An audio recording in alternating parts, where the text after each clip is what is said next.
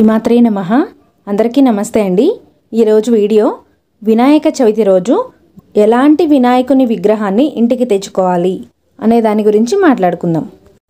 ముందుగా వినాయకుడికి తొండం ఎటువైపు ఉంటే మంచిది, ఎడమ వైపుకా కుడి వైపుకా అని అందరికీ సందేహం ఉంటుంది. కొందరు వినాయకుని తొండం కుడివైపు తిరిగి ఉంటే మంచిదని, కొందరు ఎడమవైపుకు తిరిగి ఉంటే శ్రేష్టమని చెబుతారు. రెండూ కూడా మంచివేనండి. కాకపోతే భౌతిక సుఖాలను అనుభవించాలి, సిరి సంపదలు కావాలి, భోగభాగ్యాలు కావాలి అని కోరికతో పూజించేవారు వినాయకుని తొండం ఎడమ వైపుకి ఉండేలాగా చూసుకోవాలి. వినాయకుని కుడి చెయ్యి అభయహస్త ముద్రతో అంటే దీవిస్తున్నట్లుగా చూపిస్తూ ఉండాలి. అలాగే ఎడమ చేతిలో మోదకాలు, ఉండ్రాళ్ళు, అలాగే లడ్డు ఏదైనా పట్టుకొని ఉన్నట్లుగా విగ్రహం ఉండాలి. ఆ తొండము ఆ మోదకాల వైపుకి ఉన్నట్లుగా ఉండాలి. అంటే వినాయకునికి ఎడమ వైపు తొండం ఉన్నది అని అర్థం.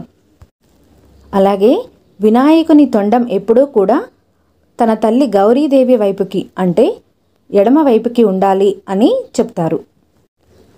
అలాగే మన ఇంట్లో పెట్టుకునే చిన్న చిన్న విగ్రహాలు, గణపతి విగ్రహాలకు కూడా తొండం ఎడమ వైపుకి తిరిగి ఉన్న వినాయకుడినే పూజించాలి.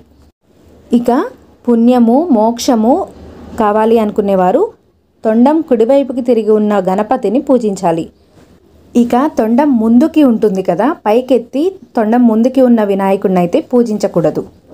ఇక గణపతి విగ్రహం తీసుకునే ముందు తప్పనిసరిగా ఆయన వాహనం మూషికం ఉండి తీరాలి విగ్రహంలో. అలాగే మనం తీసుకునే గణపతి విగ్రహం చిరునవ్వులు చిందిస్తూ శాంత స్వరూపంగా ఉండాలి. గణపతి బొజ్జకి నాగసర్పాన్ని చుట్టి ఉండాలి. అలాగే యజ్ఞోపవీతం ఉండాలి. అలాగే గణపతి ఏకదంతుడై ఉండాలి. ఒక దంతమే ఉండాలి, ఇంకొక దంతం విరిగినట్లు ఉంటుంది కదా, అలా ఉండాలి. గణపతి 4 చేతులతో చతుర్భుజాలతో ఉండాలి. అభయహస్తము, అలాగే ఒక చేతిలో లడ్డు ప్రసాదం లేదంటే మోదకాలు పట్టుకొని ఉండాలి. ఇంకా వెనక ఉన్న 2 చేతులలో పాశము, అంకుశము ఉండి తీరాలి. ముఖ్యంగా చూడవలసింది, మనం తీసుకునే వినాయకుని విగ్రహానికి క్రాక్స్ ఏమన్నా వచ్చినాయేమో చూసుకొని తీసుకోవాలి. అలా పగిలిన క్రాక్స్ వచ్చిన వినాయక ప్రతిమల్ని తీసుకొని వచ్చి ఇంట్లో పెట్టి పూజ చేయకూడదు.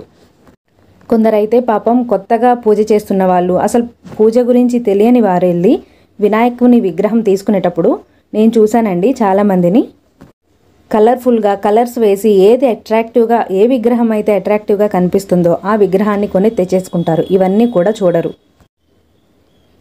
అలాంటి వారు కొంచెం చూసి తెలిసిన వాళ్ళని తీసుకొని వెళ్ళి చూసుకోండి. పెద్దవాళ్ళని కానీ తెలిసిన వాళ్ళని కానీ తీసుకొని వెళ్ళి విగ్రహాలను అయితే తెచ్చుకోండి. మనం ఇంట్లో పెట్టుకొని పూజించే గణపతిని ఎక్కువ ఎత్తులో ఉంచకూడదండి. మనం ఎన్ని అడుగుల గణపతిని, ఎంత హైట్లో గణపతిని పెట్టి పూజిస్తున్నామో మన పూజ కూడా అంతే కరెక్ట్గా, అంతే పవర్ఫుల్గా ఉండాలండి. ఏదో నామకేవాస్ పూజ చేశాము, టైంకి నైవేద్యం పెట్టాము, హారతి ఇచ్చాము అంటే సరిపోదు. స్వామివారు ప్రాణప్రతిష్ఠ జరిగిన తర్వాత 9 రోజులు కావచ్చు, 1 రోజు కావచ్చు, 5 రోజులు కావచ్చు, మీరు ఉంచుకునే దాన్ని బట్టి మీ ఇంట్లో ఉంటారు. స్వామి మన ఇంట్లో ఉన్నారు అంటే ఆయనకి కొద్దిగా ఏదో చిన్నగా అరటిపండు ఇది అది పెడితే సరిపోదండి. ఆయనకి తగ్గట్లుగానే, ఆయన బొజ్జకి తగ్గట్లుగానే నైవేద్యాలు అయితే చేసి పెట్టాలి. అందుకే సాధ్యమైనంత వరకు ఆర్భాటం లేకుండా చిన్న విగ్రహాలను పెట్టుకొని పూజ చేసుకోవడం మంచిది. పెద్ద పెద్ద విగ్రహాలు పెట్టుకుంటే నియమాలు కూడా తప్పనిసరిగా పాటించాలి. నైవేద్యం కూడా అదే మోతాదులో ఉండాలి. కొందరు పసుపుతో చేసి పసుపు, మైదా పిండి ఇలా కలిపేసి పసుపుతో వినాయకుడిని చేసి పూజ చేస్తూ ఉంటారు. అది కరెక్ట్ పద్ధతి కాదండి. ప్రతి ఒక్కరు కూడా మట్టి వినాయకుడిని తెచ్చుకొని పూజ చేయాలి తప్పనిసరిగా. ఈరోజు మట్టి వినాయకుని పూజకి ముందుగా పసుపు గణపతిని పూజించిన తరువాతనే ప్రథమ వినాయకుడిని పూజ చేయాలి మనము. ఇదండి ఈరోజు వీడియో. ఏమైనా తప్పులు ఉంటే క్షమించండి. మరొక చక్కని వీడియోతో మళ్ళీ కలుద్దాం. నమస్తే అండి.